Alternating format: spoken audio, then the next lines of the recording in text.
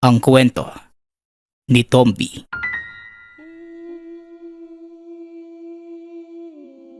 Ang kwentong ito ay hango sa totoong buhay.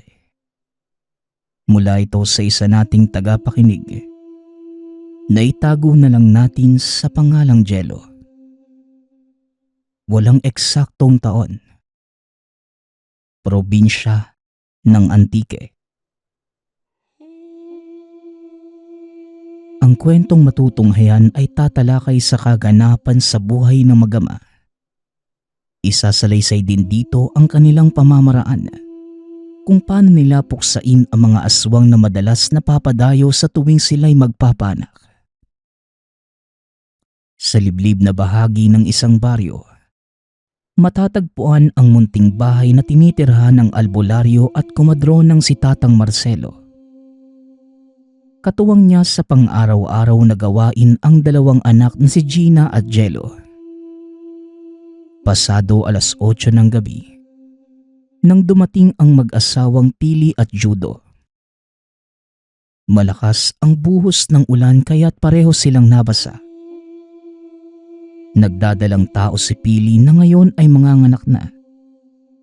Nang marinig ni Tatang Marcelo ang kanilang saklolo sa labas, pinagbuksan sila ng pinto at pinatuloy. Kagad namang inasikaso ni Gina ang manganganak na si Pili. Dinala sa kwartong paanakan. Naghanda naman si Tatang ng mga gamit. Kumilos si Jello. Isinukbit sa tagiliran ang mahabang itak at lumabas ng tahanan. Ito ang nagsisilbing bantay ng mga oras na yun. Habang umiiris si Pili, naging alerto naman si Jello sa labas. Malakas ang buhos ng ulan at hindi na gaanong maaninag ang nasa paligid. Nadagdagan pa ang dilim dahil ang mga sulo sa bakuran ay namatay. Tinalasan ang pandinig dahil masyadong maraming kaagaw sa ingay. Kulog, kidlat, buhos ng ulan at ingay ni Tatang Marcelo sa loob. Lalo na ang pag-ire ni Pili. Nakatayo lamang si Jello sa labas ng bahay. Yung tipong hindi gaanong nababasa ng ulan. Hanggang sa ilang sandali pa, may batang dumating na walang pasabing nakisilong. Nagtataka ito dahil bukod sa hindi niya kilala, gabi na at wala itong ibang kasama. "Saan ka galing? Gabi na, umuulan pa." Wika ni Jello. Sinulyapan lang siya saglit ng bata dahil abala ito sa pagpapagpag ng sarili. Nang mapansin ni Jello na manipis lang ang suot nito at nanginginig sa lamig, nagpunta siya sa sampayan sa gilid at pinulupot sa balikat ng bata ang makapal na tuwalya. "Naligo ka ba?" Muling tanong ng binata. Marahang tumango ang bata bilang sagot. Napabuntong hininga na lamang si Jello sa pagyuko ng bata sabay kapit sa tuwalya. Tinapik pa niya ito sa balikat at inilapit sa kanya upang mabawasan ang lamig sa katawan. "Maswerte ka, bata. Hindi lahat ng naglalakwatsa sa gabi nabubuhay. Marami nang natagpo ang nakahandusay dahil binibiktima ng mga paghalaga-halang aswang. Buti ligtas ka. Saan ba ang punta mo?" Tanong ni Jello. "Inutusan po ako ni mama eh." Naku talaga. Kahit kailan may mga magulang na basta-basta na lang inuutusan yung anak nila, no? Gabing-gabi na hindi man lang pinagpabukas. Buling wika ni Jello. Napailing na lamang ang binata. Naiirita sa nanay ng bata. Habang hawak sa kabilang kamay ang bata, ipinagpatuloy niya ang pagmamasid sa paligid. Mas lalong lumalabo ang paligid dahil sa malakas na buhos ng ulan. Nang humampas ang malakas na hangin, nagmamadali na siyang pumasok at sinama ang bata sa loob. Dahil nababasa na, sakto namang nailabas na ang sanggol. O Jello, kaninong bata yan? Wika ni Tatang Marcelo. Mukhang naliligaw eh. Nautusan daw ng nanay tapos dito sa atin napadpad. Kawawa naman kung hahayaan ko sa labas. Kaya pinatuloy ko na lang. Tugon ni Jello. O siya anak, asikasuhin mo yan dahil may gagawin pa ako. Si Gina naman may ginagawa pa sa loob. Pero wag mo pa rin kalimutang magbantay sa paligid ha. Dahil baka mamaya may aswang na biglang sumugod. May sanggol pa naman tayo. Paalala ng lolo. Oo naman putang. Tugon ni Jello. Dumiretso na si Tatang Marcelo sa kusina para mahugasan ng mainit na tubig ang mga gamit sa pagpapaanak. Binihisa naman ni Jello ang bata dahil nilalamig. Pagkatapos nun, ipinagtimpla niya ng kape ang lahat para kahit papano maibsan ang lamig dulot ng panahon. Nung mga sumunod na sandali, nagsalo-salo na sila sa mesa. Nagkakape habang pinaparesa ng tinapay at biskwit. Kasama pa rin sina Pili at Judo pati na ang bata. Malakas pa rin ang buhos ng ulan. Masyadong nakakatakot ang banta ng kulog at kidlat. Napahaba ang usapan. Habang nag-uusap-usap ang lahat, tahimik lamang na nakikinig ang bata habang pasulyap-sulyap sa silid. Kung saan nakahiga si Pili katabi ang natutulog na sanggol. Magkaharap lamang ang kusina at ang kwarto. Napansin yun ni Jello pero hindi masyadong binigyan ng atensyon dahil napasarap ang usapan kasama sina Judo, Tatang Marcelo at ang kapatid na si Gina. Makalipas ang ilang sandali, bahagya nang tumitila ang ulan. Napagpasyahan na nilang matulog. Sa bahay ni Tatang Marcelo na rin natulog sina Judo. Tabi tayo bata ha? Ano nga pala ang pangalan mo? Tanong ni Jello. Umiiling ang bata na parabang wala itong kaide-ideya sa kanyang pangalan. Kaya naman si Jello na ang nagbigay. O sige, papangalanan na lang kitang Gio ha.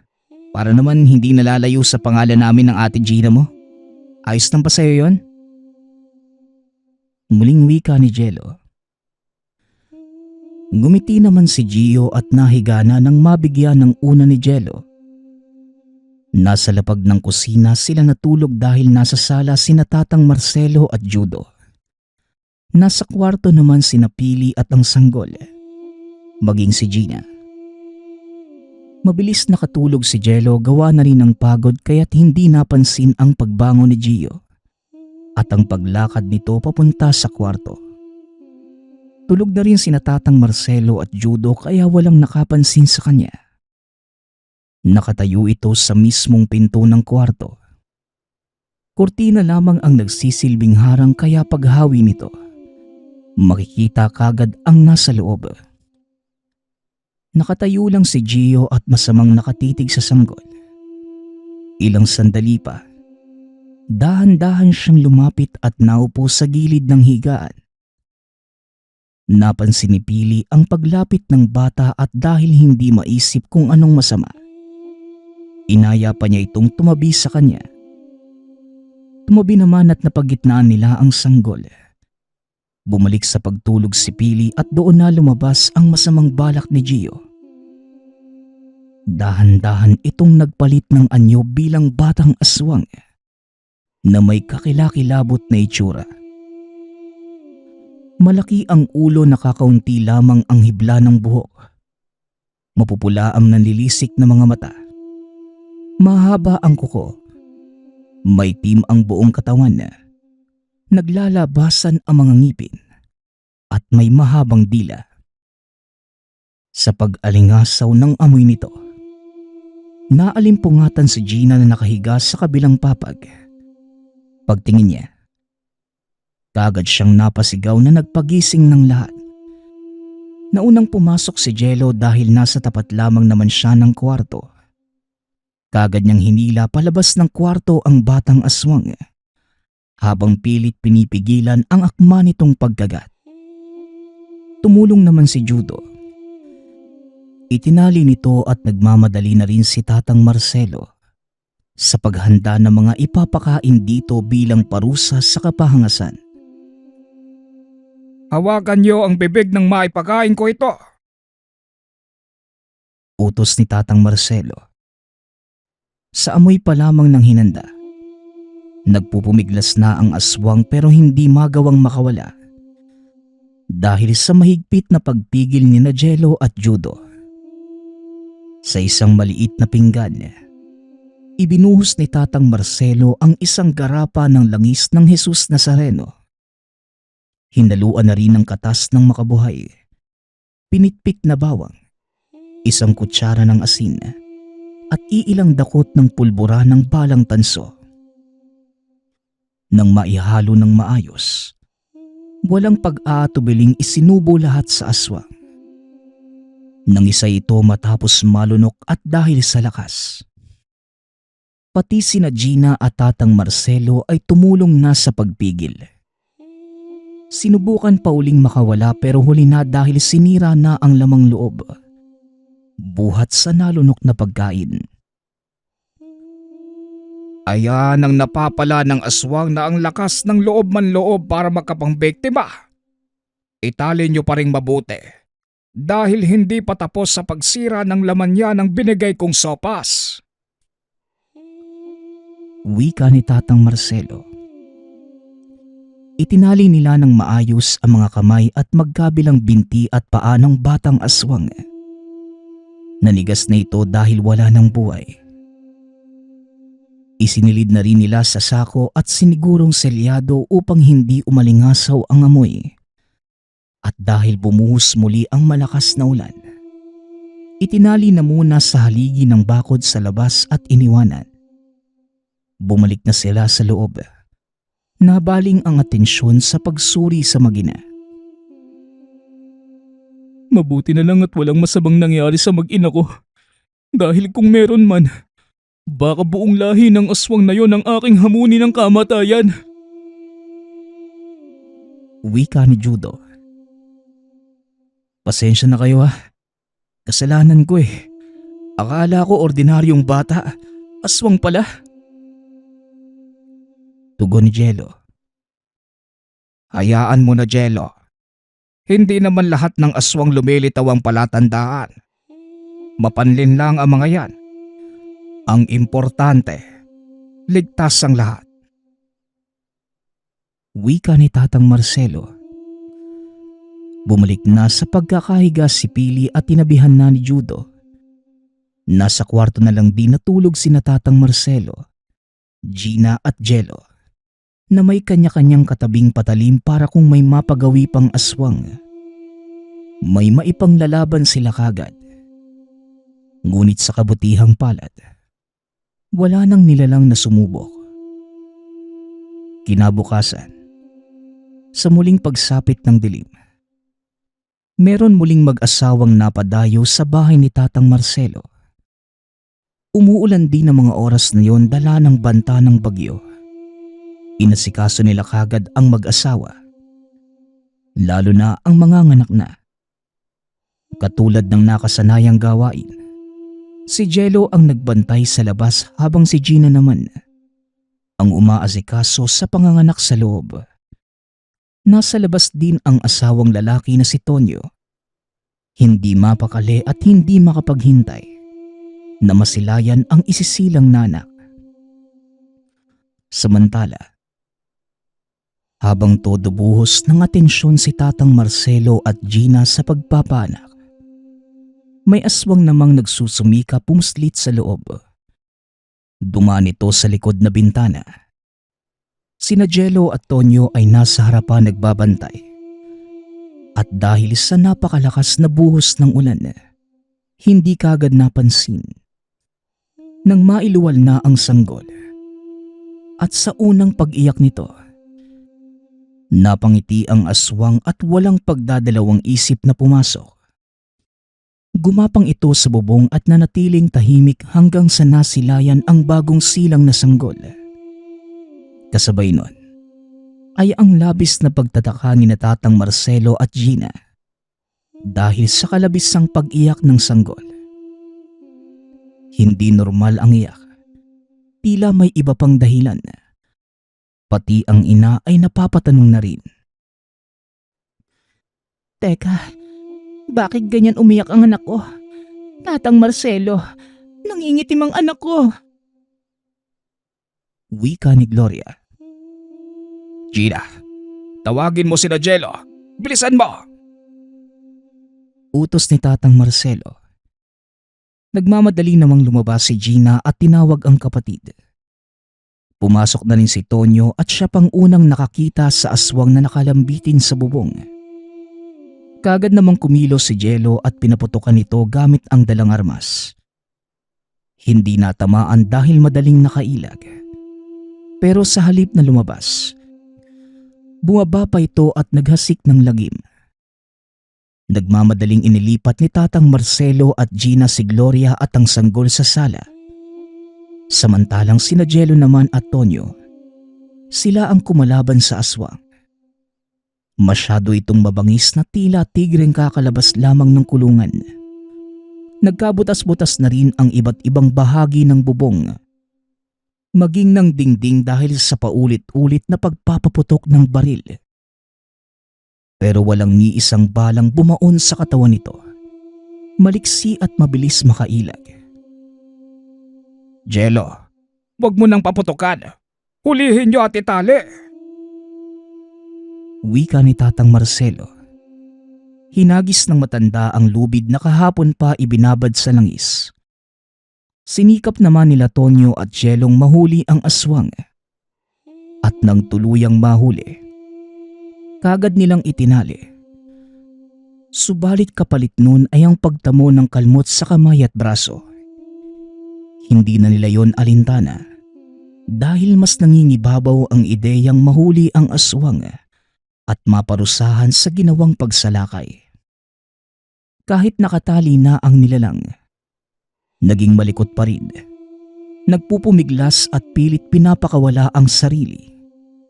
Ngunit hindi na ito kinaawaan ni Tatang Marcelo. Ngayon, lasapin mo itong langis at tignan natin kung hindi mamilipit sa sakit ang iyong laman. Wika ni Tatang Marcelo. Hinawakan ni Jello ang bibig ng aswang, habang ibinubuhos naman ng matanda ang laman ng baso. Langis ng Jesus Nazareno na hinaluan ng katas na makabuhay. Pinitpit na bawang, isang kutsara ng asin, at iilang dakot ng pulbura ng balang tanso. Katulad ng ginawa niya sa mga naunang aswang na mapanghas ng loob sa kanila. Sa unang paglagok pa lamang ng nilalang, nangisay na kagad at hindi na mapalagay sa kinalalagyan. Para itong bulate na inasinan sa pagiging malikot. Todo naman sa pagpigil sina Tonyo at Jello dahil paunti-unting lumuluwag ang tali sa kalikutan nito. Naging ganon ang sitwasyon sa sumunod na 2 minuto at pagkatapos.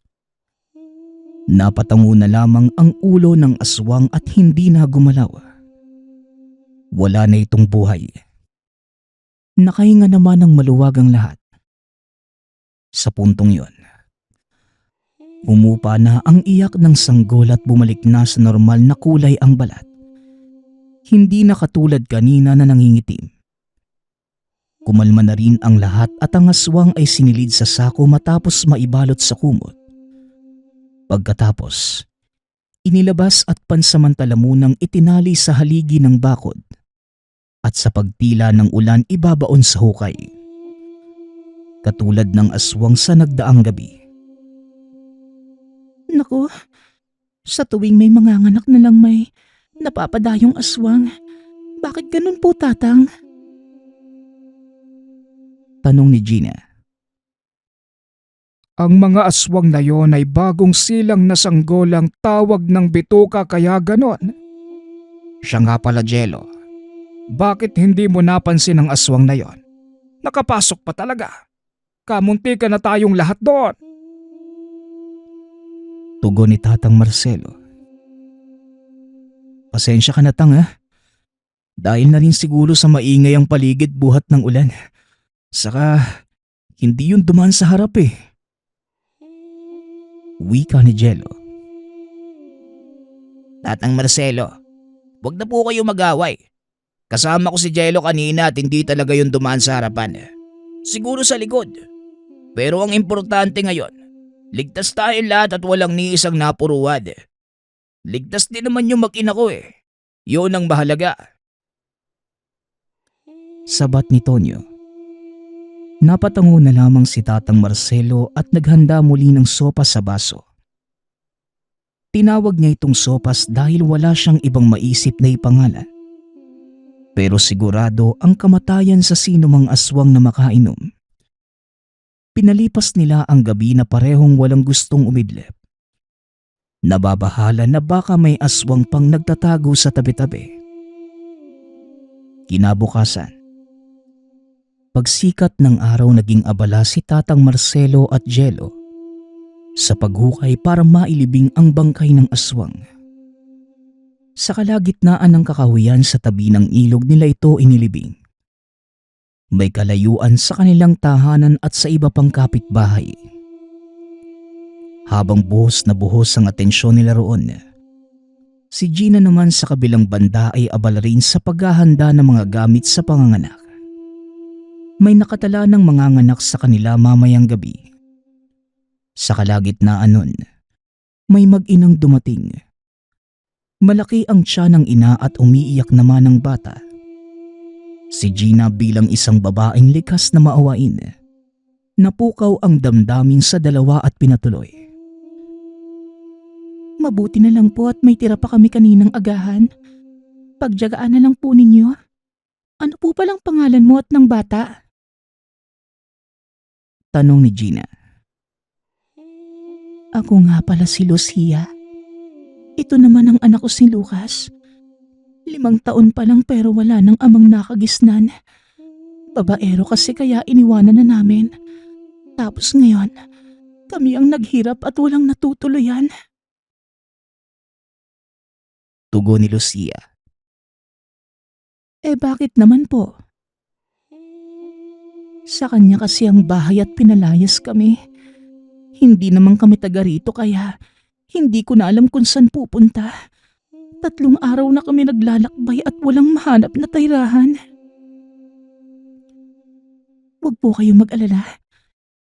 Pagkarating po nila Tatang, baka matulungan namin kayo. Pag-uusap ng dalawa. Pagkatapos yung sabihin ni Gina, dumating na si Tatang Marcelo at Jello. Nagtataka pa pareho sa bisitang naratnan. O Gina, baka mamaya aswang ang dalawang yan ha. Maloko pa tayo. Wika ni Jello. Mukha ba silang aswang kuya? Tugon ni Gina. Gina, marami ng paraan ng mga aswang ngayon para hindi mahalata. Mapanli lang na ang mga yan ano. Hindi na sila ang nakasanayang aswang noong unang panahon. Na unang tingin pa lang malalaman mo na. Ngayon, pahirap ang makilala eh. Pwede na lang kung sa harapan mo mismo magpalit ng anyo. Tama nga naman si Jello iha. Pero nakakaawa din kaya bigyan natin sila ng pagkakataong may masilungan ngayong gabi. Bukas papaalisin na kagad natin. Hindi naman tayo bahay ampunan. Natatanggap nung kung sino-sinong wala namang pamuntahan. Wika ni Tatang Marcelo. Napatango si Gina at inasikaso ang mag-inang bisita. Pagsapit naman ng gabi, bandang 7:00, nagsimula na naman ang kanilang operasyon sa pagpapaanak. Sa puntong yon, marami ang nakasaksi sa pagpapaanak ni Tatang Marcelo. Maliban sa kanila ni Gina, ang mag-inang bisita at ang 2 pang kasamang ginang ng babaeng nanganganak. Sa labas naman ay mag-isa lamang si Jello. Hindi na maulan ng gabing yon. Maaliwalas na ang kalangitan. Ilang sandali pa naamoy na niya ang samyo ng hinihintay na kalaban. Pero ang nakakapagtaka lang, hindi mahanap sa bakuran o sa kahit saang sulok sa labas. Gina, pakisabi kay Tatang Marcelo na mukhang may kalaban tayo. Pero hindi ko makita dito eh. Wika ni Jello. Nagmamadaling bumalik sa loob si Gina matapos maitapon sa labas ang pinagugasang tubig sa bitbit na planggana. Sinabi niya rin kay Tatang Marcelo ang binanggit ng kapatid.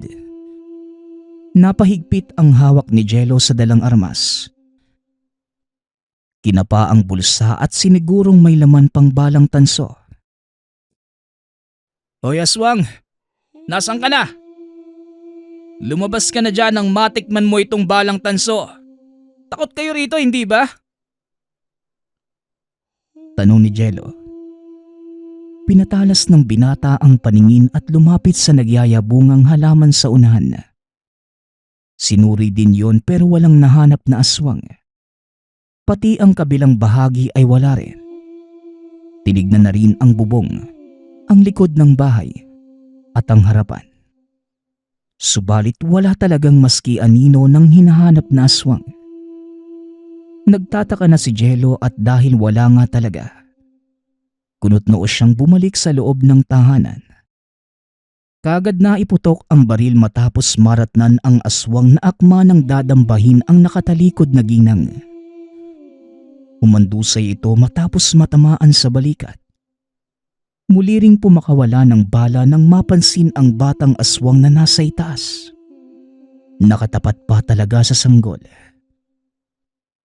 Aba, kaya pala wala kayo sa labas dahil nandito na kayo sa loob. Wika ni Jello. Sunod-sunod na putok ang pinakawalan sa hangin. Bumagsak na ang isang aswang matapos matamaan sa ulo at dibdib. Ang batang nilalang naman kasalukuyang hinuhuli. Nagsiksika naman sa sala ang mga ginang kasama ni Gina, maging ng ina at ng sanggol. Abala rin si Tatang Marcelo sa paghanda ng langis at naghalongkat ng maitatali sa lumang baul. Tang, akin na ang panali. Wika ni Jello. Natataranta si Tatang Marcelo sa kung ano ang ibibigay. Wala na siyang mahanap na lubid at ang tanging nasa baul na lamang ay makabuhay. Mahaba ang mga ito. Ngunit dahil nag-aalala na sa maaaring kahahantungan ni Jello na ngayoy, marami ng kalmot na natamo. Yon ang kanyang ibinigay. Ito na lamang ang gamitin mo, anak. Wika ni Tatang Marcelo habang hinahagis ang makabuhay. Ngunit hindi nakuha ng binata ang hinagis ng ama dahil nakikipaglaban pa sa aswang. Kaya naman siya na lamang ang lumapit at walang pasabing ipinilupot sa leeg nito ang hawak na baging. Nakaladkad ito papunta sa sulok at pagtayo ni Jello, doon na tuluyang nabihag. Ginamit ang makabuhay. Itinali nila sa upuan ng aswang. Kahit maliit lamang ito at mukhang 5 taong gulang na bata, masyadong malakas at nagawang putulin ang tali. Itinali ni Jello at hindi kailanman hinayaang makawala. Kahit ang kapalit nito ay ang pagtanggap ng kalupitan ng kuko ng nilalang. Nagdurugo na ang pisngi at noo. Pero binaliwala lang dahil gustong mapatay ang batang aswang. Nahirapan naman sa pagsubo ng laman ng baso si Tatang Marcelo dahil sa bawat iling nito ay natatapon hanggang sa naubos. Nagmamadali naman siyang gumawa ng panibago. Ngunit sa muling pagtangkang pagsubo, muli na naman itong natapon. Gumawa ka, Patang. Bilisan niyo na! Wika ni Jello. Natataranta si Tatang Marcelo pero sinikap na muling makagawa ng panibago. Kaagad siyang nagpitpit ng bawang. Minadali na ang lahat ng sangkap. Habang si Gina naman ay naaawa na sa kalagayan ni Jello, kumuha ng patalim at walang kung ano-anong isinaksak sa dibdib ng aswang. Malapit ito sa puso kaya nanghina ito. Doon na lamang din napadali ang kanilang trabaho dahil natigil ang pagiging malikot nito. Hinawakan ni Jello ang bibig ng aswang at kagad binuhos ni Tatang Marcelo ang laman ng baso. Yun ang langis na meron pang ibang sangkap na epektibo para wakasan ang kaibuturan ng nilalang. Nang malagok ang lahat, nangisay ang aswang at tuluyan ng binawian ng buhay. Makalipas ang halos 2 minuto. Pagkatapos, halos magkasabay pang napabuntong hininga. Kaagad namang inasikaso ni Tatang Marcelo ang anak na si Jello dahil marami na itong natamong sugat mula sa aswang. Ginamot niya gamit ang langis ng Jesus Nazareno at katas na makabuhay. Pinakain na rin ng makabuhay para masigurong magamot din pati ang sugat sa loob, hindi lamang ang balat. Matapos ang lahat ng yon, ang mga bangkay naman ang binalingan ng pansin. Sa pagkakataong ito, si Gina na ang katimbang ni Tatang Marcelo sa gawain. Isinilid nila sa sako at tinali muna sa haligi ng bakod sa labas. Ipinagpabukas na lamang ang paglibing. Ng mga sumunod na oras, naging payapa naman ang paligid at wala nang nagparamdam na aswang. Kahit na ganon, pinili ni Tatang Marcelo na wag matulog o makaidlip dahil baka mamaya meron na namang banta ng panganib. Sa kabutihang palad, wala namang nangahas na dumalaw muli. Sa oras ng paglibing ng mga bangkay, napatanong si Gina.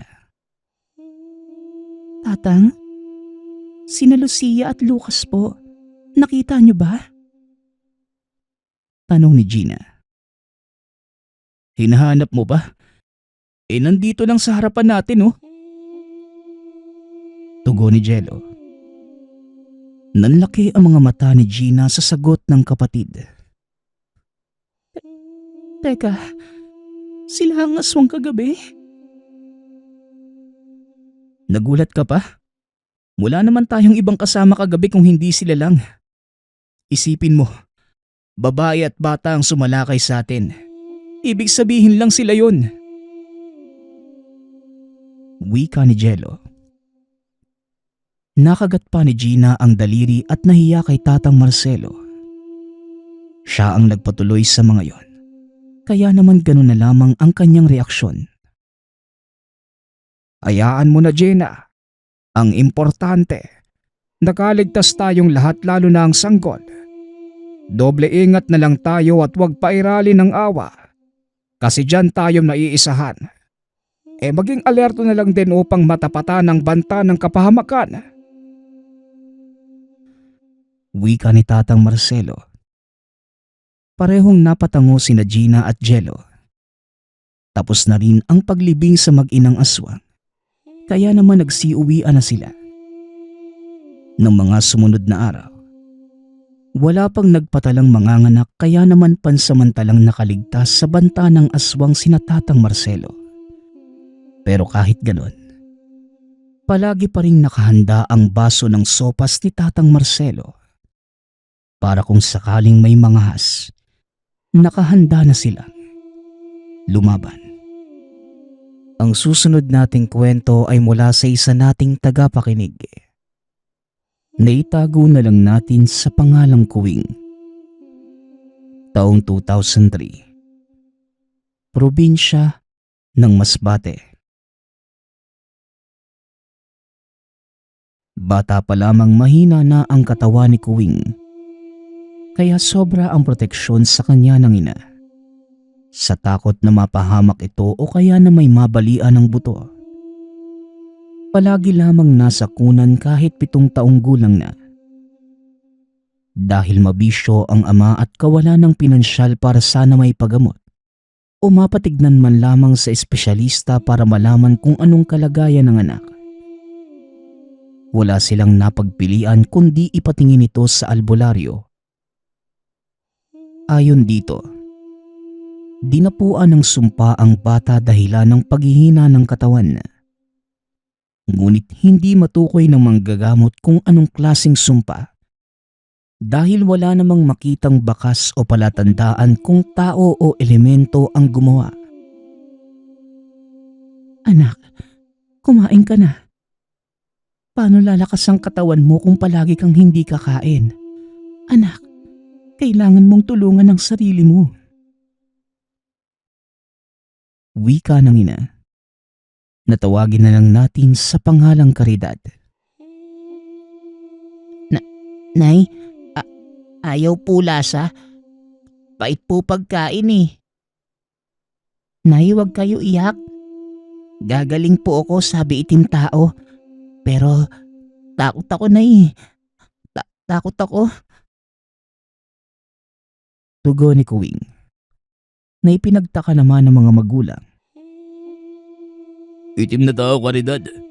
Sinong itim na tao? Nagtataksil ka ba sa akin? Nako, yan ang wag mong gagawin. Maawa ka sa anak mo. Wika ng ama. Natawagin na lang natin sa pangalang Nardo. Kung baliin ko kaya yung dila mo, bakit ako magtataksil? Nardo, sakit ng anak natin ang pinag-uusapan natin dito. Hindi mo alam ang hirap gabi-gabi sa pagbabantay. Samantalang ikaw pahilik-hilik lang. Sabihin mo sa akin nagtataksil ako? Tugo ni Caridad. Tahimik. Shh. Nay, Tay, andyan po yung itim na tao. Wika ni Kuwing. Natigil ang dalawa sa pagtatalo nang makita ang pamumutla ng anak. Kinarga ito ng ina at niyakap. Ramdam ni Caridad ang paninigas ng katawan ni Kuwing dahil sa takot sa kung anong nakikita. Ilang sandali lang ay biglang kumalabog ang pinto na ikinagulat ng mag-asawa. Kasabay ng sobrang tapang na amoy na tila may nagsusunog ng sari-saring damo. Napatitig ang dalawa kung saan narinig ang ingay at pagtingin sa lugar. Wala naman silang nakita maliban sa matapang na amoy. Lumabas ang ama para matukoy kung saan ang gagaling ang amoy. Ngunit wala talaga itong nakita ni kahit anong sinasabi ng anak. Ilang sandali pa, pumasok ito bitbit ang isang dipa ng makabuhay.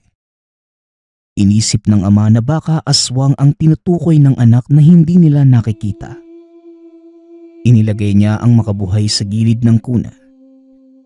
Nilapag ng ina ang bata para sana ayusin ang paglagay ng pangontra ngunit ayaw nitong magpalapag o pumasok sa kuna.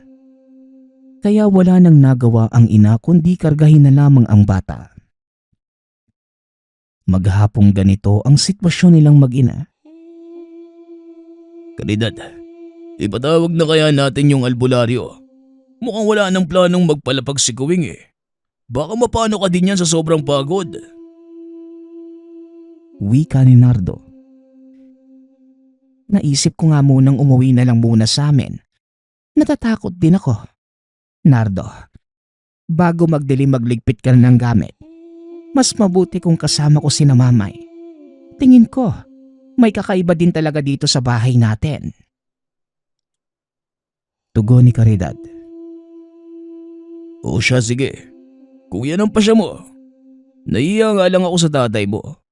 Alam mo namang mula nagsama tayo, ayaw niya talaga sa akin eh. Yan ka na naman, Nardo eh. Ayusin mo nga yung utak mo. Imbis na isipin mo ang kalagayan ng anak natin. May oras ka pang magtampo. Alam mo naman sa sarili mo kung bakit ayaw nila sa'yo eh. Hindi ko naman sila masisisi. Tugon ni Caridad. Ayaw talaga ng mga magulang niya kay Nardo dahil sa pagiging lasinggero nito. Dagdag pa doon, sinisisi ng mga magulang si Nardo kung bakit naipanganak na hindi normal ang bata. Naiisip nilang nahawa ang anak sa mga kemikal dahil sa pag-inom ng alak ng ama. Hindi alintana ni Caridad ang pagod habang karga ang anak. Tinahak nila ang daan papunta sa bahay ng ina. Hindi naman ito kalayuan at nais mang tumulong ni Nardo. Hindi naman niya magawa dahil ayaw ng batang malapit sa kanya.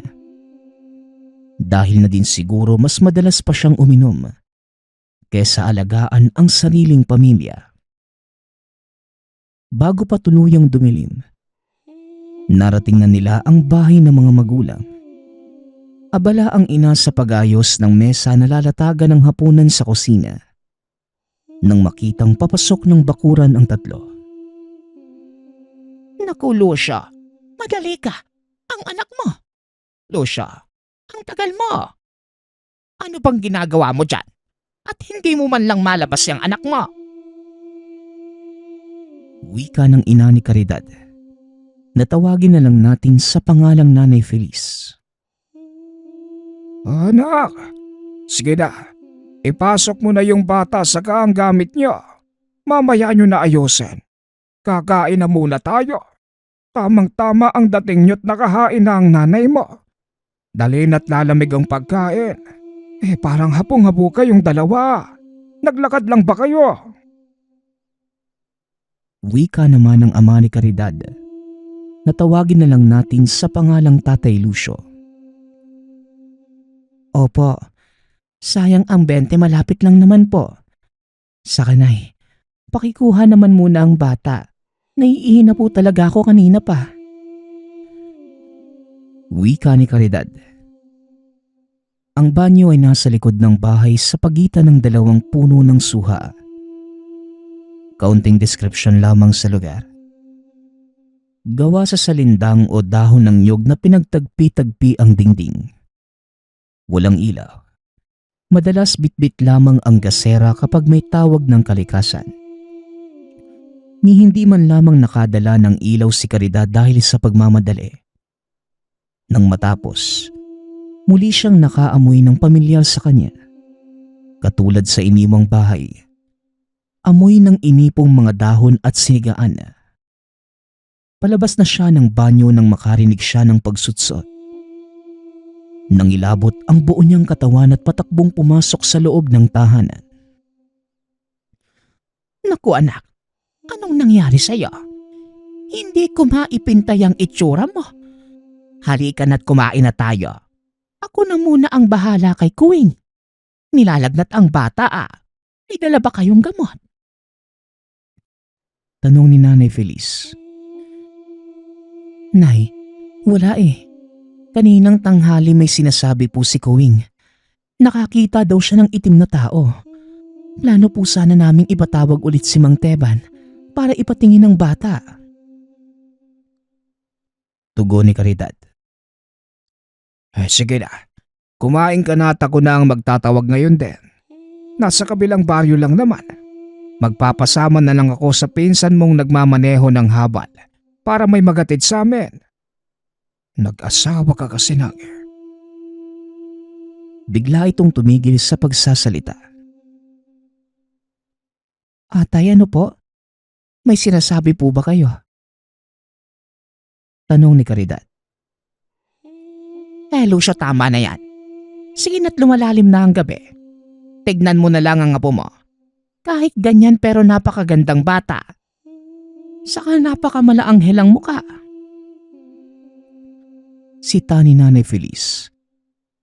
Tumayo na ang ama at kumuha ng sombrero at kagad nagpaalam.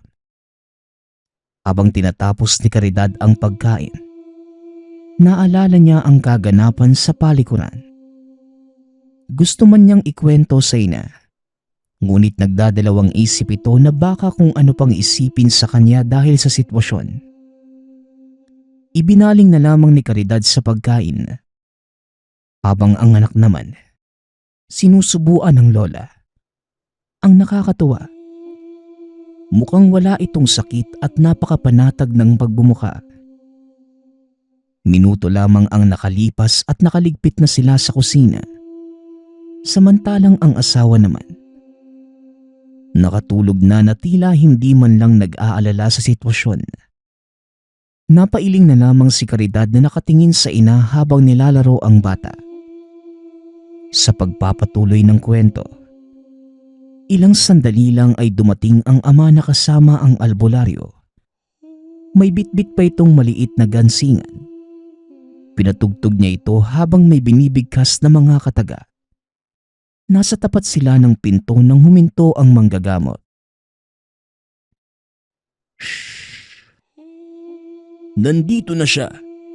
Noong nakaraan hindi ko ito maramdaman. Ngayong napakalakas ng presensya. Ligaw. Ligaw ito na napadpad lamang sa lugar. Nayawa na. Wika ng albularyong si Mang Teban. Ano Teban? Aswang ba? Inaaswang ba ang apo ko? Tanong ni Tatay Lucio. Lumapit ang albularyo sa bata na nooy hawak ng lola. Hinawakan sa pulso ang bata. Nag-usal ng pangproteksyon kasabay ng pagkalembang sa bitbit na gansingan.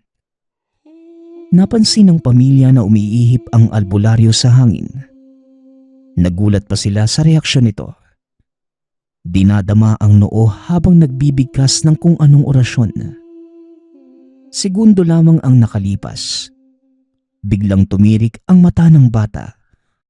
Naging purong puti ito at nagsalita sa kakaibang boses. Hoy tao, kung sinusubukan mo ba akong palayasin, hindi yan mangyayari. Mabibigo ka. Mabibigo ka.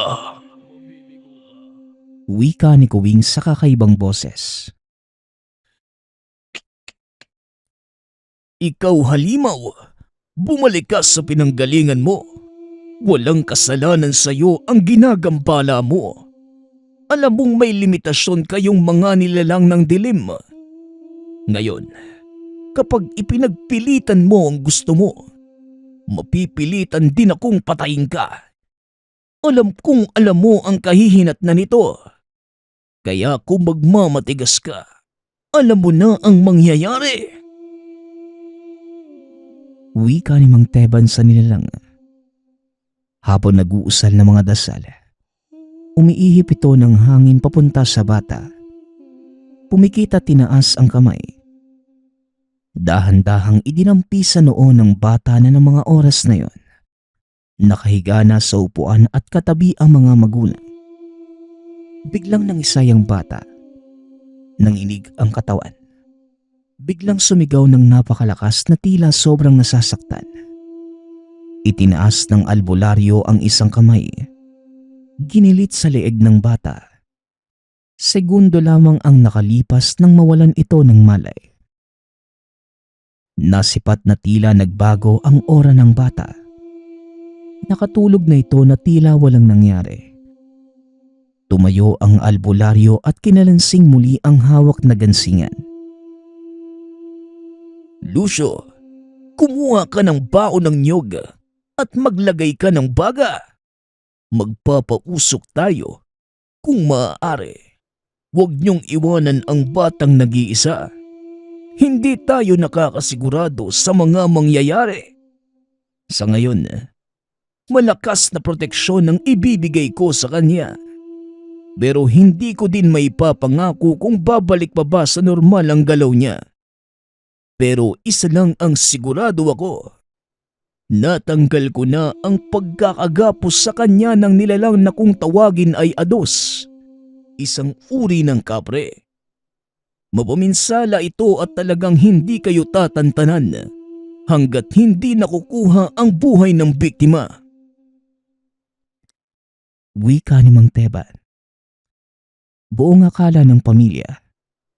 Sumpa ang dumapo sa anak pero isa palang panggagambala na galing sa nilalang. Natapos ang gabing yun na tila walang nangyari. Sa kasalukuyan, hindi na talaga lumaki si Kuwing o lumakas ang katawan. Ngunit hindi man normal ang naging buhay. Nagpapasalamat ang bata dahil maswerte siya. sa pagkakaroon ng mapagmahal na ina. Ang huli nating kwento ay mula sa isa nating tagapakinig. Naitago na lang natin sa pangalang Diyosa. Taong 1987. Sitio Norte. Nang mga panahong ito, hindi pa uso ang mga poso o mga motor na ginagamit sa pagpapalabas ng tubig tabang. Kailangan pang humukay ng malalim na mga tao upang makakuha ng malinis na tubig. Halos kada sitio sa lugar ay may mga kanya-kanyang balon. Pero hindi lahat ng hinuhukay ay may tubig tabang. Diyos sa anak, wala na namang laman ng banga natin. Tagtuyot na ba? Sige na, bitbitin mo na yung maliit na galon at magsalo ka na sa awang.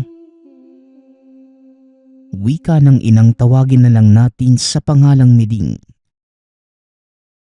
Nanay naman, ako na lang palagi. Andiyan naman si Rikita. Bakit parang ako lang ang lagi nakikita ninyo? Kakalinis ko lang po ng bahay. Saka napuno ko na po ng kahoy ang lutuan. Pagpahingayin niyo man lang sana ako. Si Rikita andun ho. Nakahilata lang sa papag. Tugon ni Diyosa. O siya, sige. Magsaing ka na lang at ako na ang iigib. Hindi magandang nagbibilangan ng pag-iigib, anak. Masama yan. Lalong tutuyo ang lagayan ng inumin natin. Saka magtatampo ang tubig pag ganyan ang ugali ng tao. Dapat naging mapagpasalamat tayo na may malinis na tubig tayong naiinom. Hayaan mo na ang hindi natulong.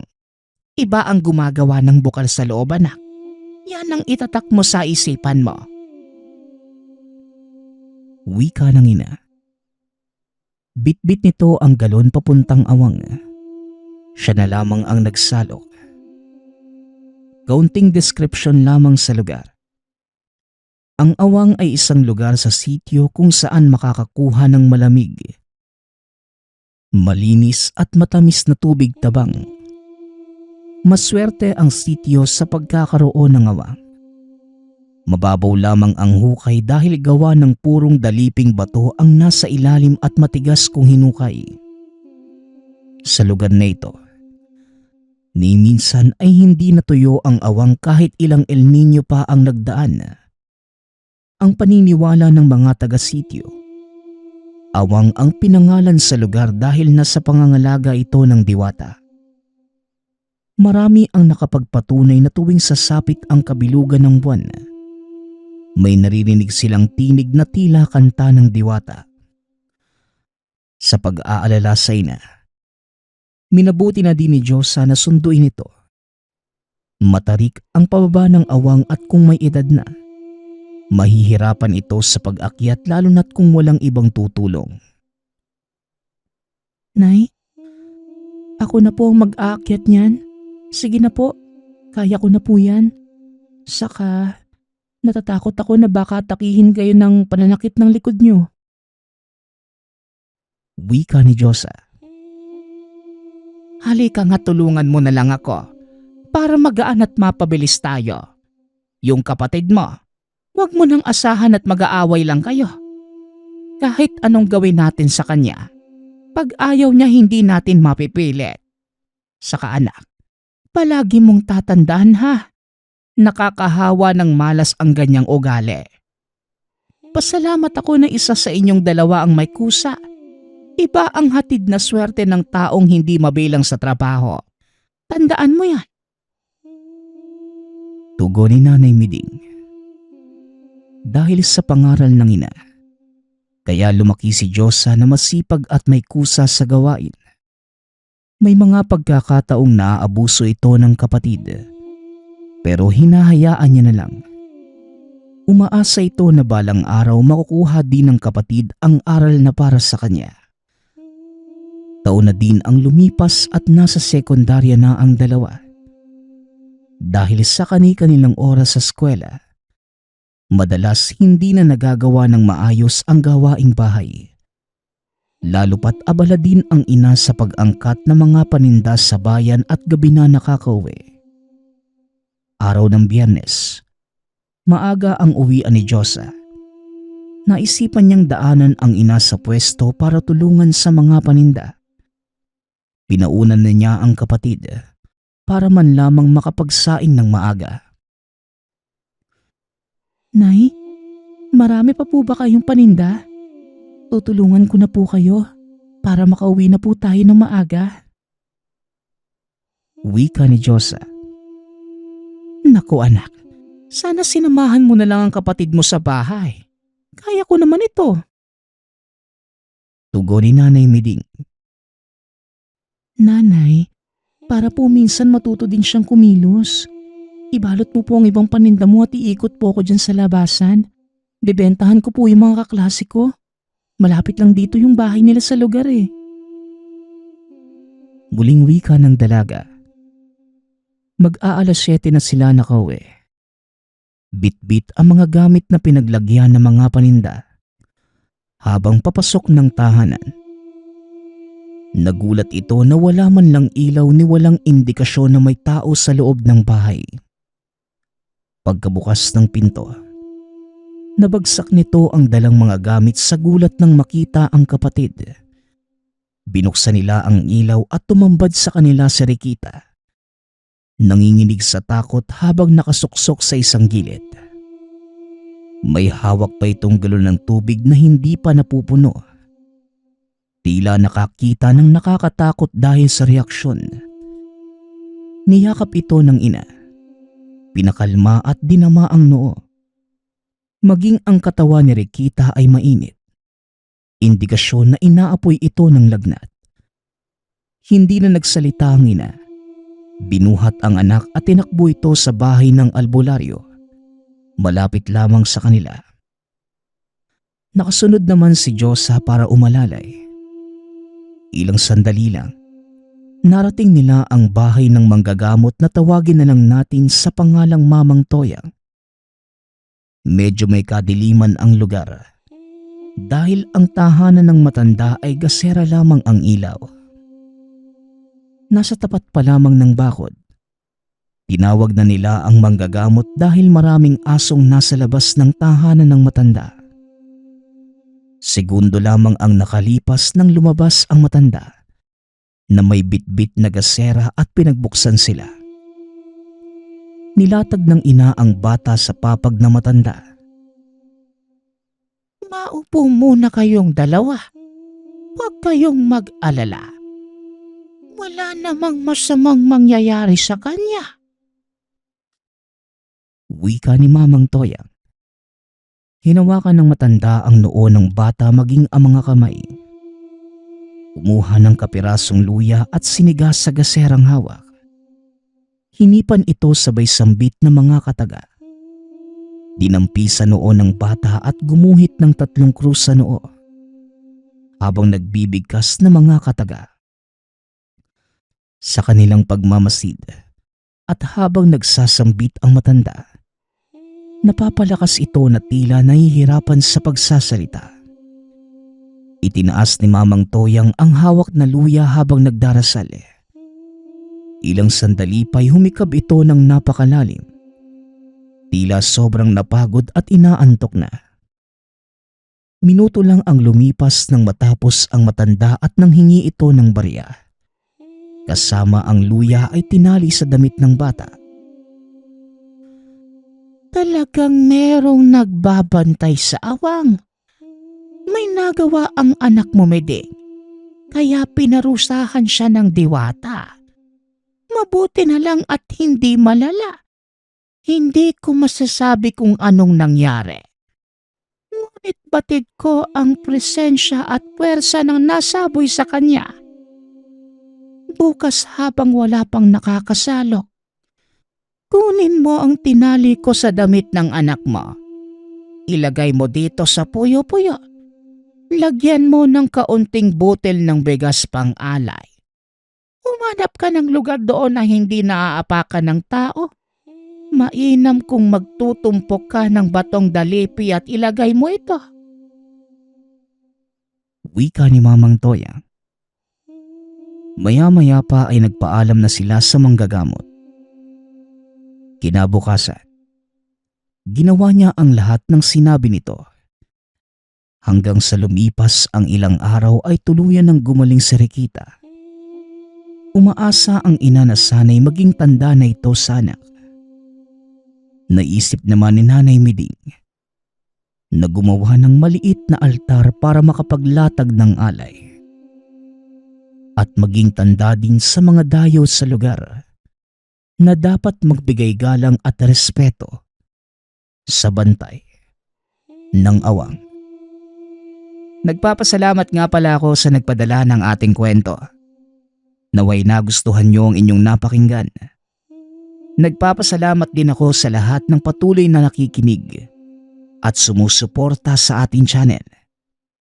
Naway patuloy niyong suportahan at pakinggan ang ating mga kwento.